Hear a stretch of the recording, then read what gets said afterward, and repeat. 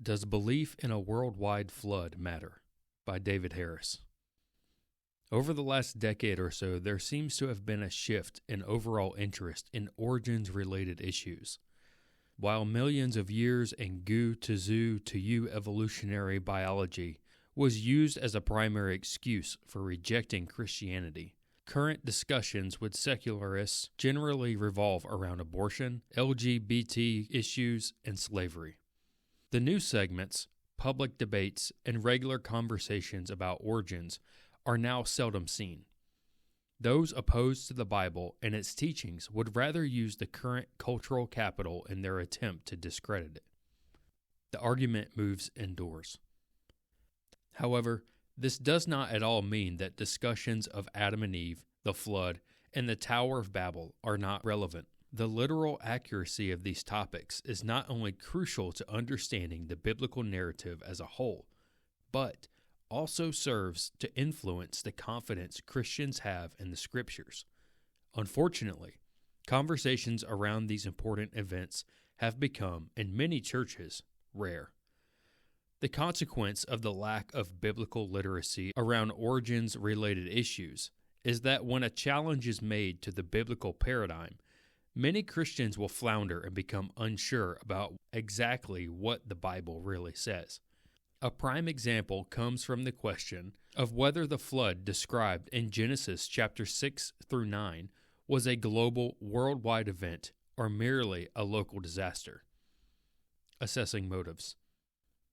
Among major evangelical publications, i.e. Christianity Today, TGC, etc., the topic of the age of the earth and its relation to the biblical flood is avoided altogether, or its nature as a secondary, tertiary issue is stressed.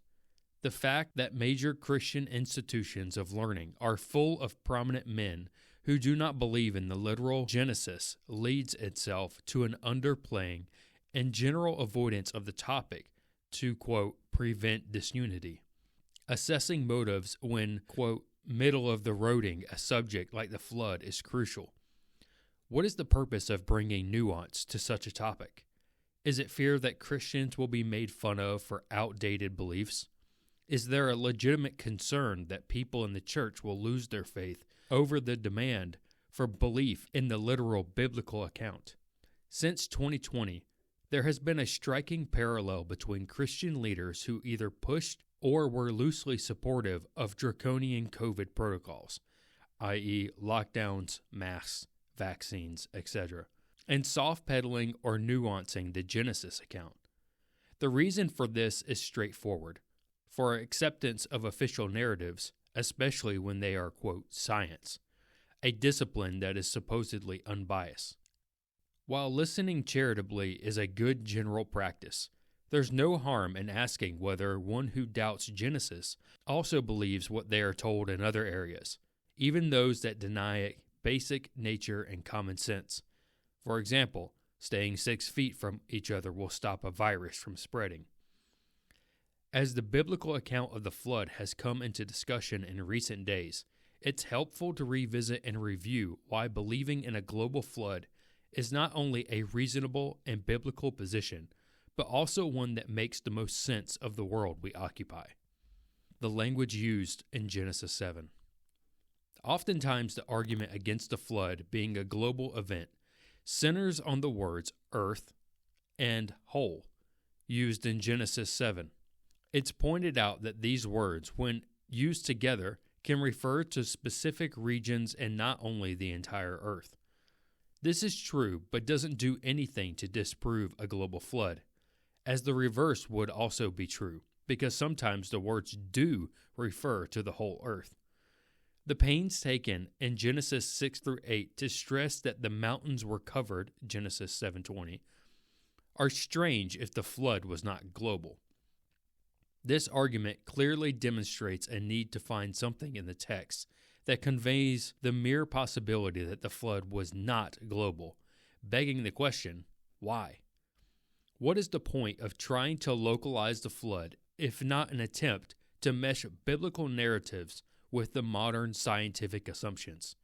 The best case scenario for appealing to the language of the text is to establish ambiguity to open the door for a syncretistic view of the earth's origins. What did Jesus believe? For as in those days before the flood, they were eating and drinking, marrying and giving in marriage, until the day that Noah entered the ark, and they did not understand until the flood came and took them all away. So will be the coming of the Son of Man be. Matthew 24:28.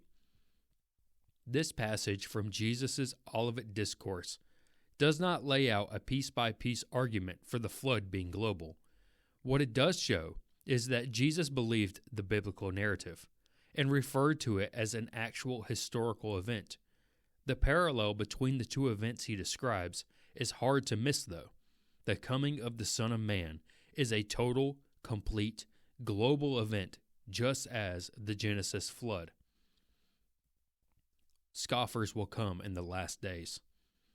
The proverbial nail in the coffin for any Christian reinterpretation of the Genesis accounts comes in 2 Peter chapter 3.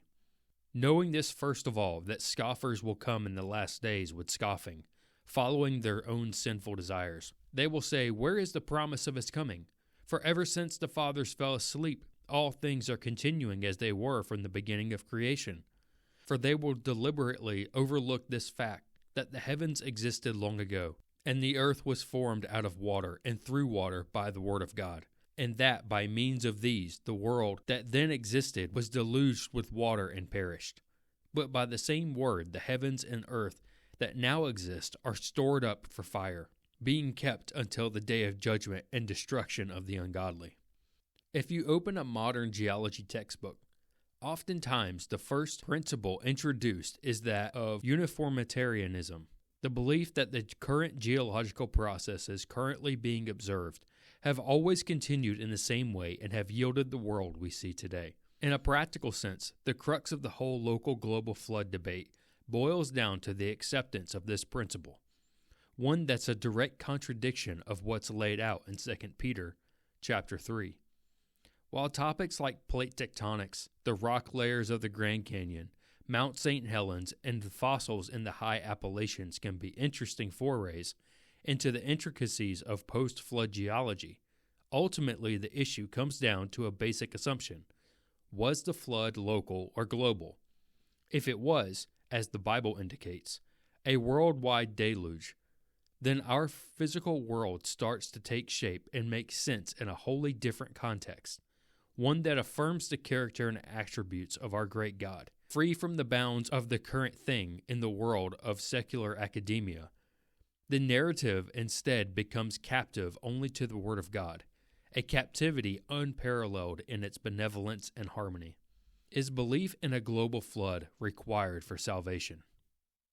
The thief on the cross in Luke 23, verses 39 through 43, had no chance or opportunity to hone the particulars of his theology or make sure that he believed all the correct doctrines. Through God's grace, he saves even those with simple faith as well as those with bad theology.